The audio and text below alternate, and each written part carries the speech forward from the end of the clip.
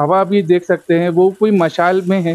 मशालचीच हवा चालू आहे बऱ्यापैकी, कारण की आता जेवढे जुने मतदार आहेत, जेवढे उमेदवार आहेत, आता मी त्यांचं काही नाव नाही घेत, म्हणजे हवे तसे त्यांनी काही कामं केलेले नाही. हे पक्षांतराचं वारं चालू आहे, त्यामुळे जो पूर्वीचा आमदार असेल तो निवडून येईल की नाही याची गॅरंटी नाही. हे मागचे 5-10 वर्ष फक्त टाइमपास झालेला आहे, कारण काय काम झालं नाही सगळ्यांना माहिती आहे. नितीन भाऊ भुजबळांचं तर काम चांगलंच आहे. नितीन भाऊ, आमचा उमेदवार नितीन भाऊ.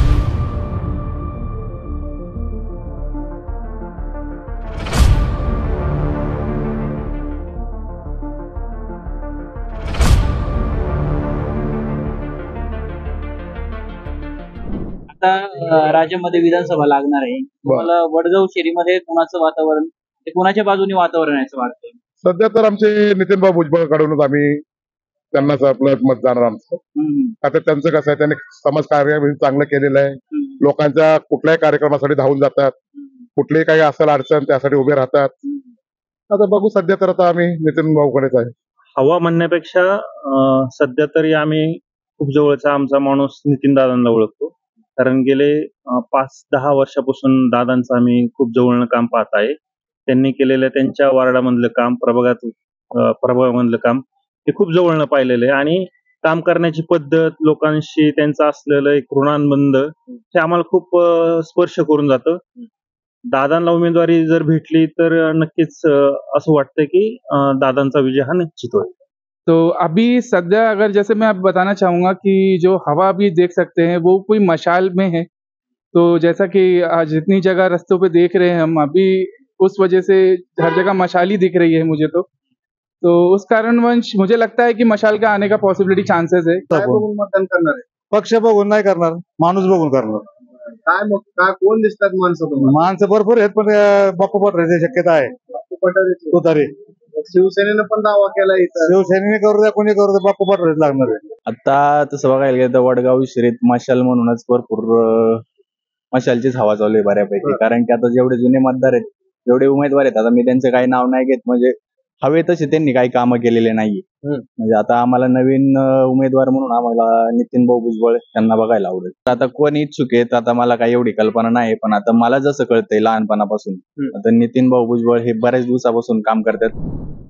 बघा, विधानसभेची निवडणूक आहे, मतदान आहे, मत मागायला येतील आता नेते मंडळी. काय तुमच्या अपेक्षा काय आहे त्यांच्याकडे? अपेक्षा तर अशी आहे की सध्या ह्या मतदारसंघामध्ये फार गडबड आहे. कारण काही लोक राष्ट्रवादीचे परत राष्ट्रवादीमध्ये आलेले, हे पक्षांतराचं वारं चालू आहे, त्यामुळे जो पूर्वीचा आमदार असेल तो निवडून येईल की नाही याची गॅरंटी नाही. आणि तिघांमध्ये इतकी चढावलं असलं की नक्की काही सांगता येत नाही या मतदारसंघात, असं आमचं स्पष्ट मत. मागच्या 5 वर्षात तर काहीच ना, बीआरटी मुळे बीआरटीचे कामं केली, उद्ध्वस्त झाले, त्रास झाला सर्वांना. त्यानंतर परत मेट्रोचा 5 वर्षात त्रास, आणि सर्वसामान्यांना बाईक घेऊन गाडी घेऊन जाणं मुश्किलच झालेलं आहे. रस्ते नाहीत, ग्रेड सेपरेट नाहीत, पूल नाहीये.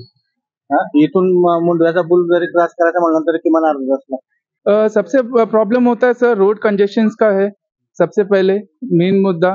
ट्रैफिक का इश्यूज आ जाता है, तो उस रिलेटेड थोड़ा सा इश्यूज है वडगाव शहरी में इस वक्त. हे मागचे 5-10 वर्ष फक्त टाइमपास झालेला आहे, कारण काय काम झालं नाही सगळ्यांना माहिती आहे. आणि जे काय झालं घडलं, तोडफोड झाली, आमदार खरेदी केले, विक्री केले, फार सौदा झाला, लोकशाही तर राहिलीच नाही. आणि इथं खूप पाणी साचतं आणि त्याची कोणी पण हे करत नाही, दखल घेत नाही, काही करत नाही. इथं खड्डे किती हे, आणि ते पाणी साचलं त्याच्यानंतर त्याच्यात मच्छर होतात. तिथं मुलांना, लहान मुलं आमची किती येते तिथं, त्यांना किती त्रास होतो त्याचा. डेंग्यू, मलेरिया हे कायमचे आजार पावसाळा चालू झालं की चालूच होतं. जर त्याने आमच्या कामं केले नाही, रस्त्याचं प्रॉब्लेम किंवा काही असून द्या, मुलं आहेत आज लहान, पावसातून एवढं पाणी घरात येतं ना, रस्ता रुंद केले, उंच केले रस्ता. पहिला रस्ता खाली होता, पुन्हा रस्ता उंच केले, त्याच्यामुळे घरात अख्ख्या पाणी येतं. आमच्या घरात पाणी आलं, पोरं बाळात घरात किंवा काही आहे, त्यांना आजार पण येतं किंवा काय मच्छर येत आहेत. साधी मच्छरची कोण फवारणी सुद्धा येऊन करत नाही. नितीन भाऊ भुजबळांचं तर काम चांगलंच आहे.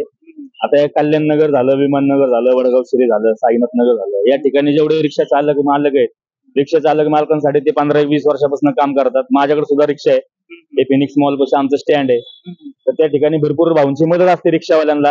आमचे नितीन भाऊ आमचे नितीन भाऊ रिक्षावाल्यांचं आमच्या रिक्षावाल्यांसाठी नितीन भाऊ थोडा विचार करतात, हेल्प करतात. त्यामुळे आम्ही नितीन भाऊ आमचा उमेदवार नितीन भाऊ.